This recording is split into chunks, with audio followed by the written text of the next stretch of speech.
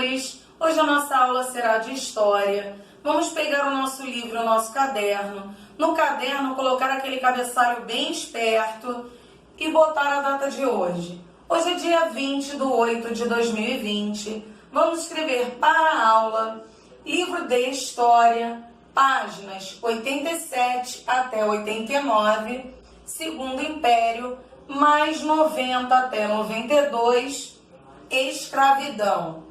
Agora vocês vão pegar o livro, marcar as páginas que eu acabei de falar e colocar a data de hoje.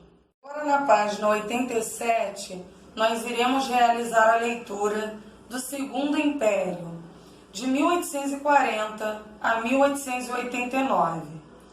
O período em que Dom Pedro II governou o Brasil foi chamado de Segundo Império, ou Segundo Reinado. Vamos marcar isso daí que é importante, crianças? O Segundo Reinado, ou Segundo Império, foi o período em que Dom Pedro II governou o Brasil, tá? Tudo começou quando o imperador foi coroado e teve maioridade, tá? Ele foi quem governou por mais tempo o Brasil. Ao iniciar seu governo, Dom Pedro II acabou com as revoltas que vinham ocorrendo desde o período regencial, mas enfrentou outras, como a revolta liberal em São Paulo e Minas Gerais e a Revolução Praieira em Pernambuco, que foram contidas por Luiz Alves de Lima e Silva, que mais tarde ficou conhecido como Duque de Caxias. Além de conflitos internos, durante seu governo, Dom Pedro II também enfrentou guerras contra os países vizinhos, Uruguai, Argentina e Paraguai. A maior delas foi a Guerra do Paraguai.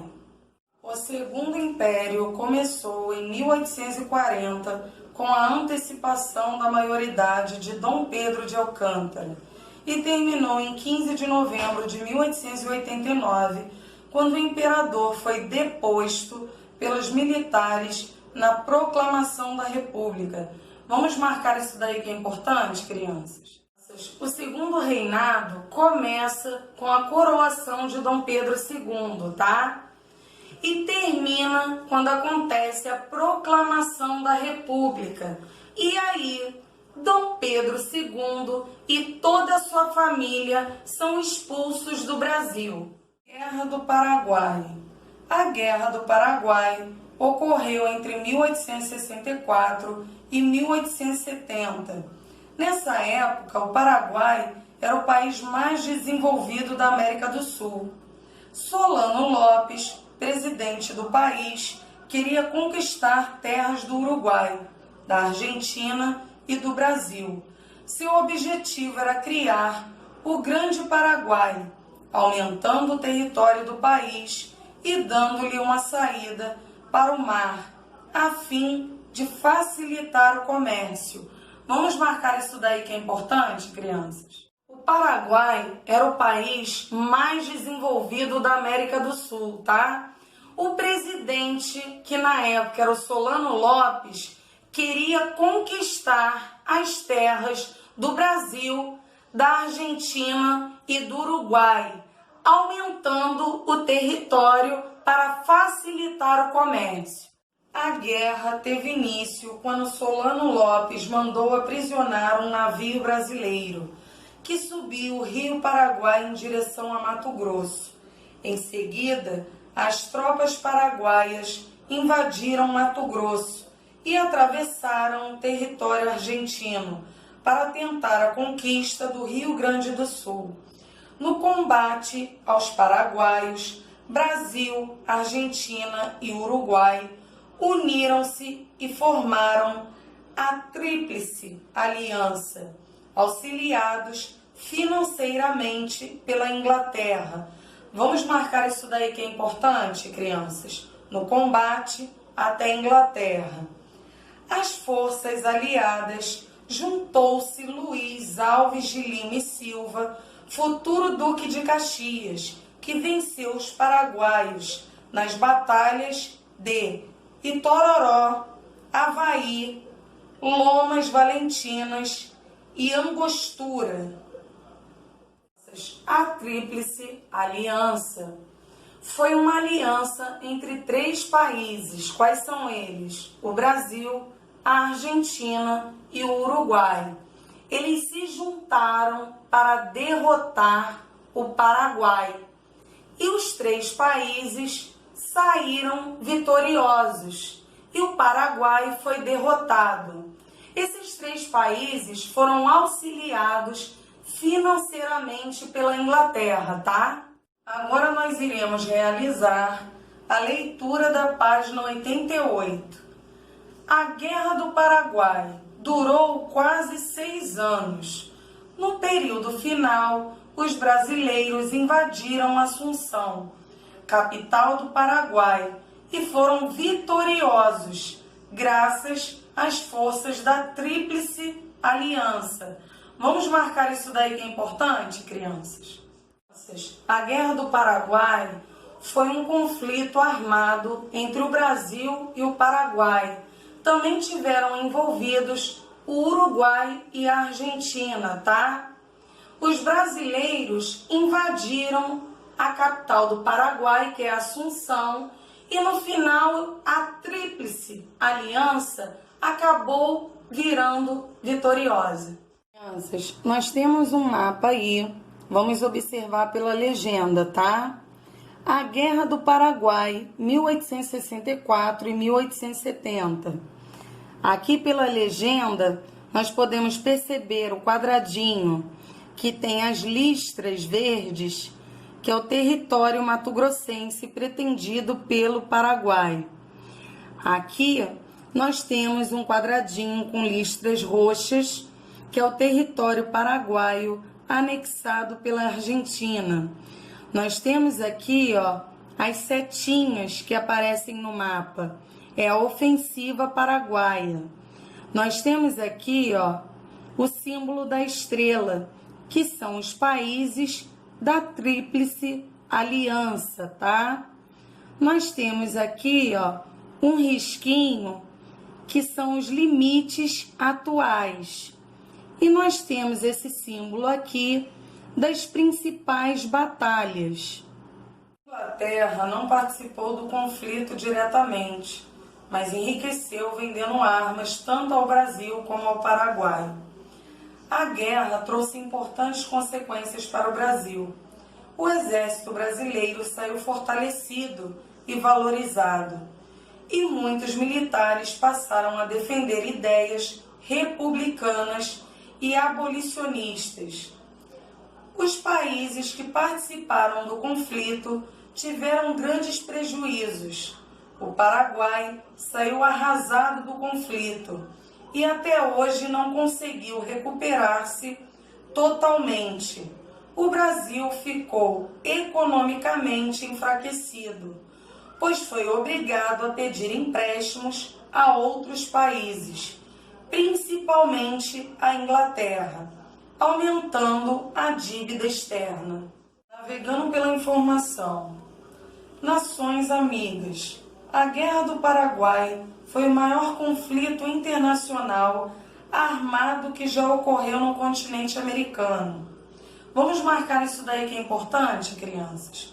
O Brasil enviou cerca de 160 mil homens para essa guerra.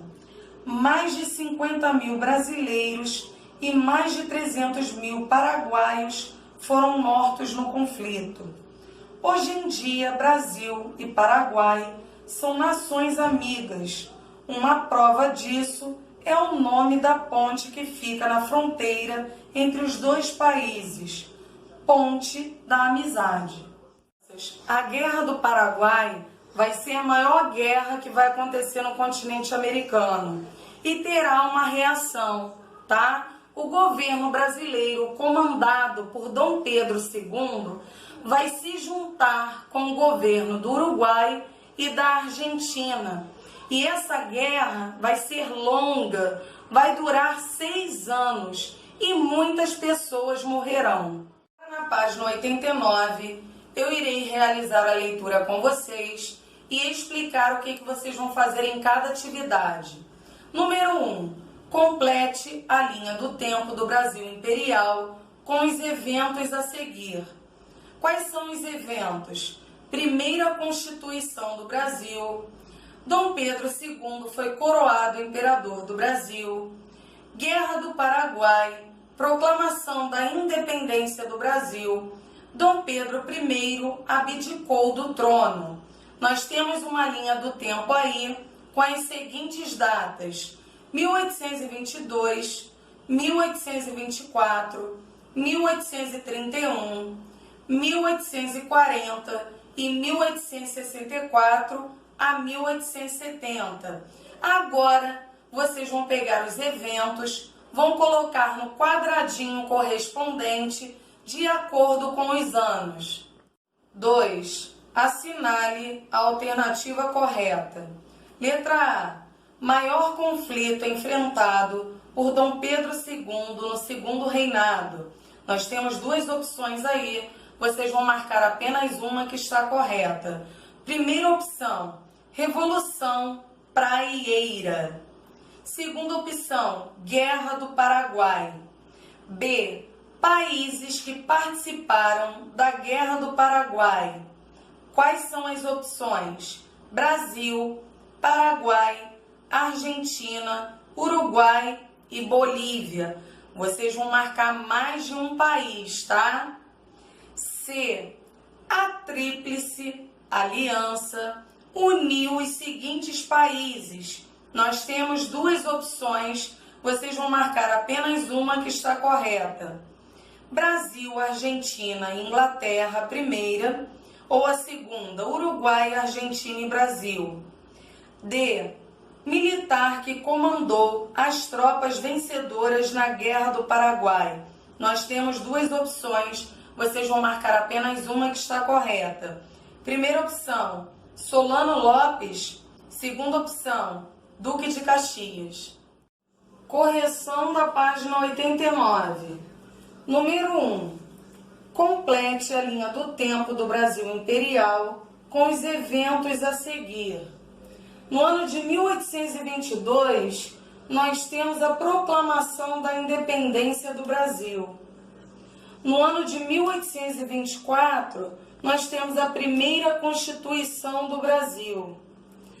No ano de 1831, Dom Pedro I abdicou do trono. No ano de 1840, Dom Pedro II foi coroado imperador do Brasil. No ano de 1864 a 1870, nós tivemos a Guerra do Paraguai.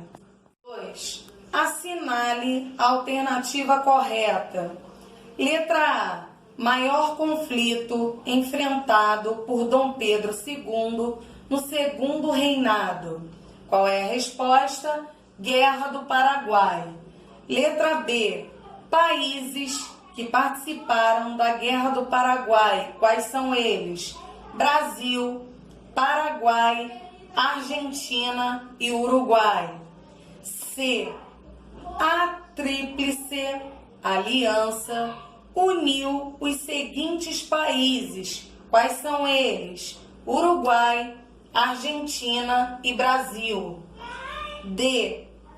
Militar que comandou as tropas vencedoras na Guerra do Paraguai. Duque de Caxias. Agora eu irei realizar a leitura da página 90. A escravidão no Brasil. Durante todo o período colonial e quase todo o período imperial, o território brasileiro se desenvolveu à custa do trabalho de negros escravizados. Eles eram aprisionados por traficantes na África, depois embarcados e negociados no Brasil e na América do Norte. Vamos marcar isso daí que é importante, crianças? A escravidão no Brasil, ela é muito longa. Isso porque ela pega quase toda a parte do Brasil Império e quase toda a parte do Brasil Colônia, tá? A escravidão começa com a chegada dos portugueses no Brasil. Primeiro, eles tentam escravizar os índios e depois os negros africanos, tá? Crianças, o território brasileiro, ele se desenvolve à custa da mão de obra escrava desses africanos.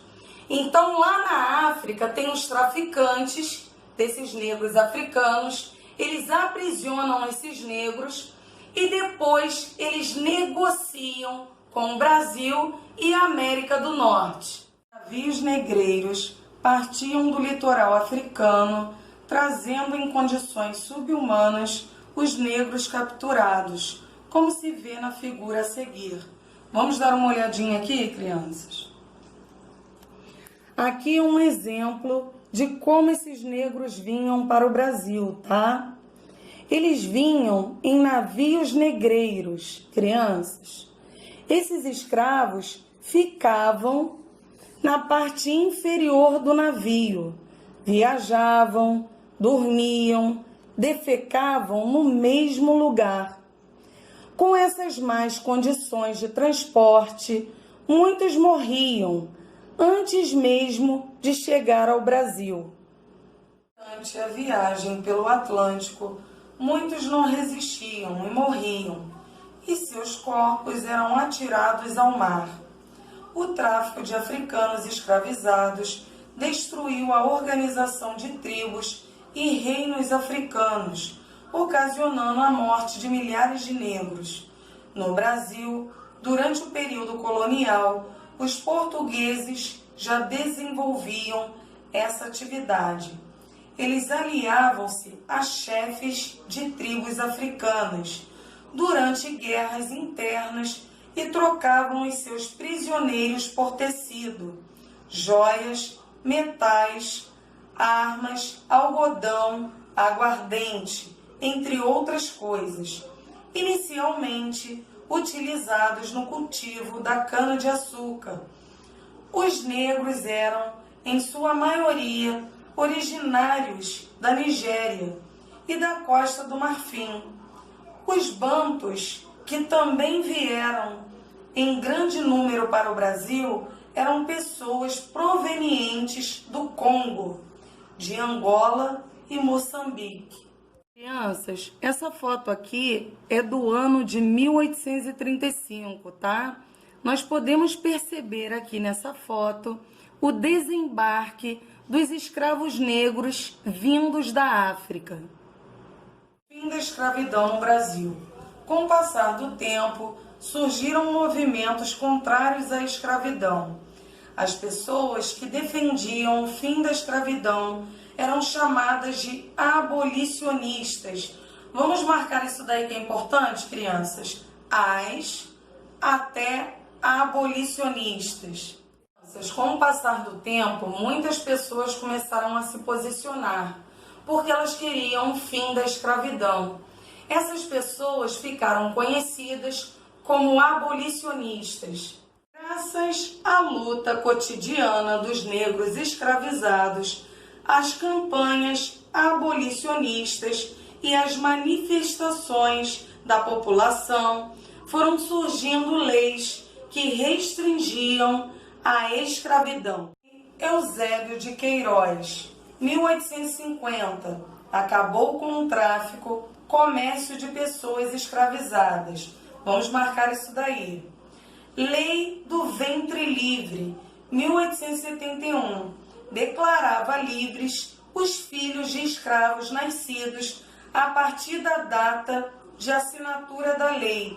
No entanto, a criança permaneceria sob a guarda do proprietário de sua mãe até completar 21 anos. Vamos marcar isso daí. Lei dos Sexagenários, ou Lei Saraiva-Cotegipe, ano 1885, libertava todos os escravos com mais de 65 anos. Vamos marcar isso daí. Lei Áurea, 1888, assinada em 13 de maio pela princesa Isabel, que havia assumido o trono em razão de uma viagem de seu pai, Dom Pedro II. Essa lei aboliu definitivamente a escravidão no Brasil. Vamos marcar isso daí. A lei Eusébio de Queiroz dizia que era proibido trazer novos escravos da África para o Brasil. Isso não quer dizer que eles queriam o fim da escravidão, tá? Porque quem era escravo e estava aqui no Brasil continuava sendo escravo. E os filhos dos escravos também. Só não podia vir novos escravos da África para o Brasil. A lei do ventre livre declarava que as crianças nascidas de escravos a partir daquela data seriam livres. Por quê? Porque antes, se algum escravo tivesse filho, automaticamente eles seriam também escravos. Porém, até 21 anos, eles teriam que permanecer com o proprietário de sua mãe. A lei dos sexagenários era a lei que libertava todos os escravos com mais de 65 anos, tá? Só que essa lei é absurda, porque naquela época muitos escravos não chegavam a essa idade. A Lei Áurea pôs o fim definitivamente à escravidão. Ela foi assinada pela princesa Isabel, que era filha de Dom Pedro II. Embora comemorada em todo o país a abolição, os ex-escravos não tiveram melhores condições de vida. Por quê? Porque além de sofrer discriminação por ser ex-escravos, muitos não tinham para onde ir e acabaram permanecendo nas casas, nas fazendas de seus antigos donos. Na página 92, eu irei realizar a leitura com vocês e explicar o que vocês vão realizar em cada atividade. Número 1. Em relação ao tráfico de africanos escravizados, responda. Letra A. Em que condições eles eram transportados nos navios, crianças? Vocês vão responder. B. Por quais mercadorias eles eram trocados? Vocês vão responder. Imagine que você vive na época do Segundo Império e é um abolicionista.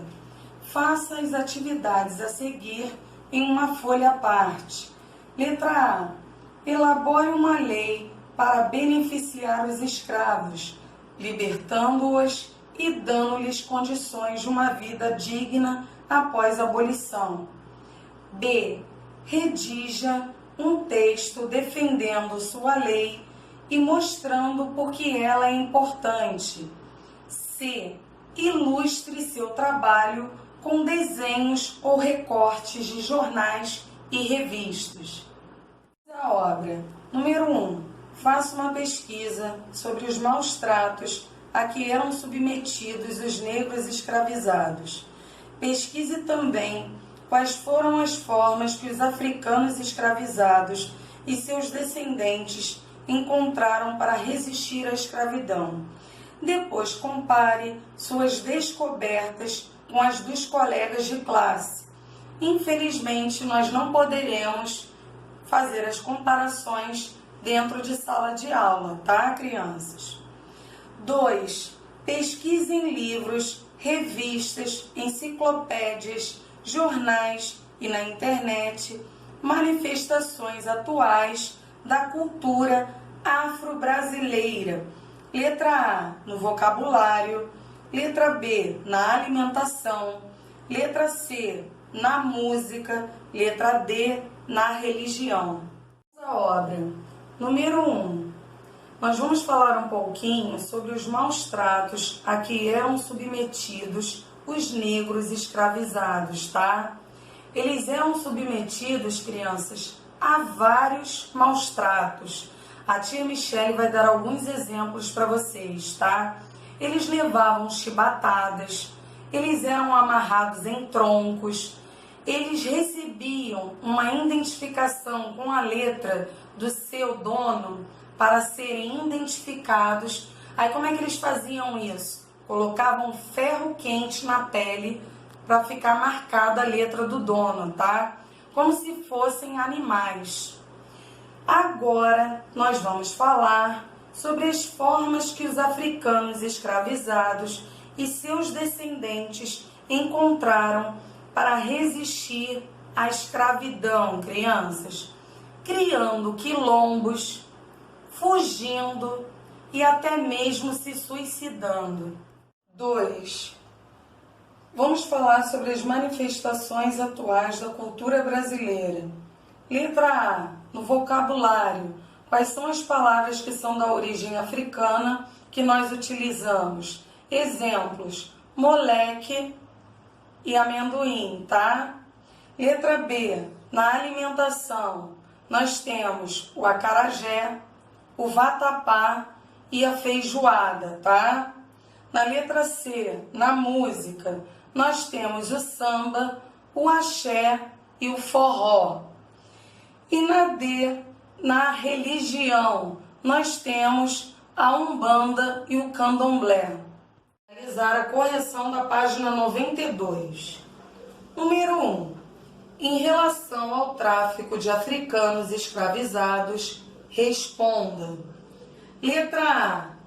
Em que condições eles eram transportados nos navios, crianças?